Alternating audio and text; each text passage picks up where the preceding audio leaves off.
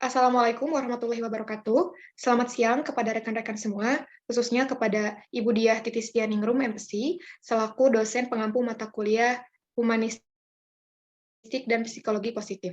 Di sini kami dari kelompok 5 akan menjelaskan tentang post-traumatic growth.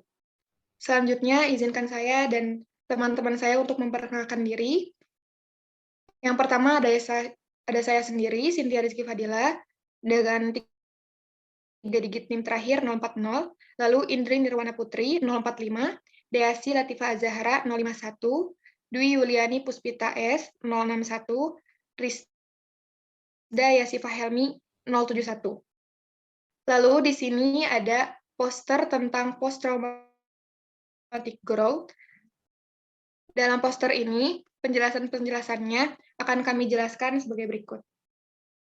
Menurut Tadeschi dan Colhoun 2006, post-traumatic growth adalah suatu perubahan positif seseorang menuju level yang lebih tinggi setelah mengalami peristiwa traumatis.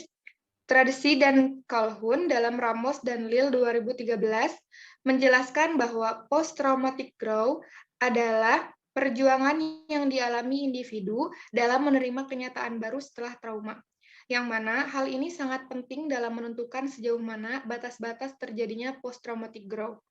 Post-traumatic growth menggambarkan pengalaman individu tidak hanya pulih dari trauma, tapi ke pra-trauma sehingga dapat berfungsi kembali setelah melewati periode yang menyebabkan tekanan emosional dan menggunakannya sebagai kesempatan untuk mengembangkan diri lebih produktif. Di sini saya akan menjelaskan hasil riset.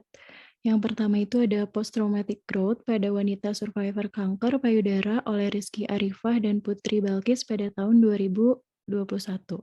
Hasil penelitian pada 3 orang wanita survivor kanker payudara menggunakan metode penelitian kualitatif dengan paradigma fenomenologi. Dapat disimpulkan bahwa ketiga subjek mengalami beberapa kondisi post-traumatic growth.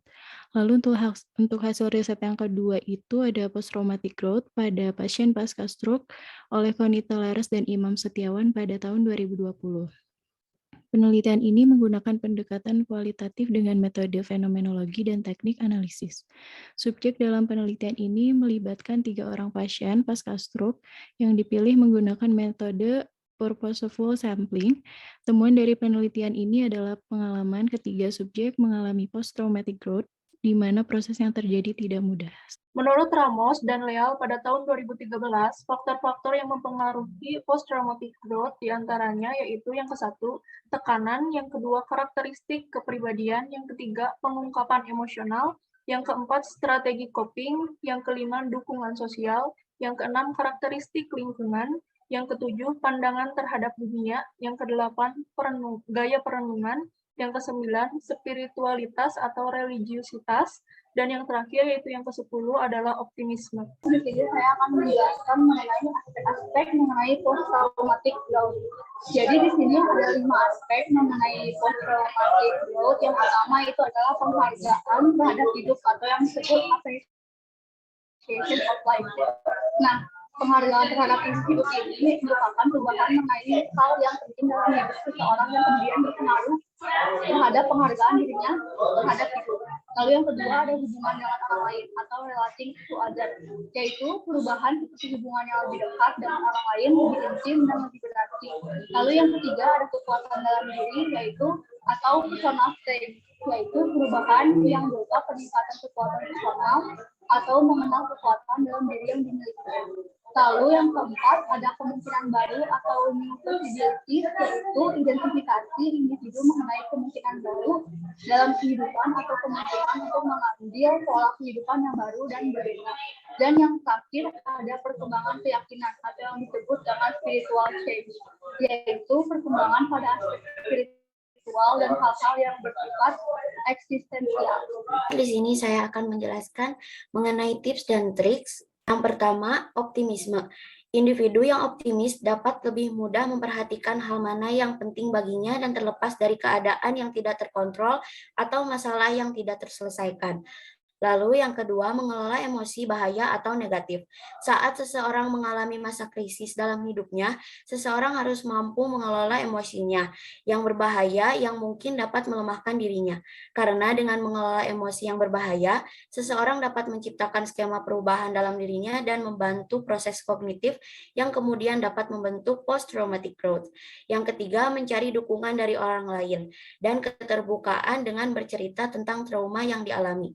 Dukungan dari orang lain dapat membantu pertumbuhan post-traumatic growth, yaitu dengan memberikan kesempatan kepada orang yang mengalami trauma untuk menceritakan perubahan yang terjadi dalam hidupnya dan juga dengan memberikan perspektif yang dapat membantunya untuk perubahan yang positif. Selain itu, melalui cerita, seseorang dapat menciptakan keintiman dan merasa lebih diterima oleh orang lain.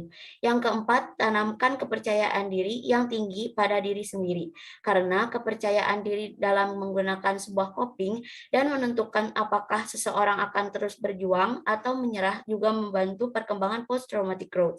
Yang kelima, teguh dalam menghadapi kejadian traumatik.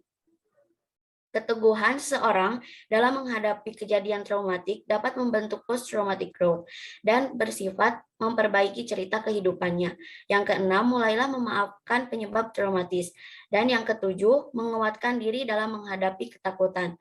Demikian presentasi tentang post-traumatic growth dan penjabaran post-traumatic growth yang ada di poster.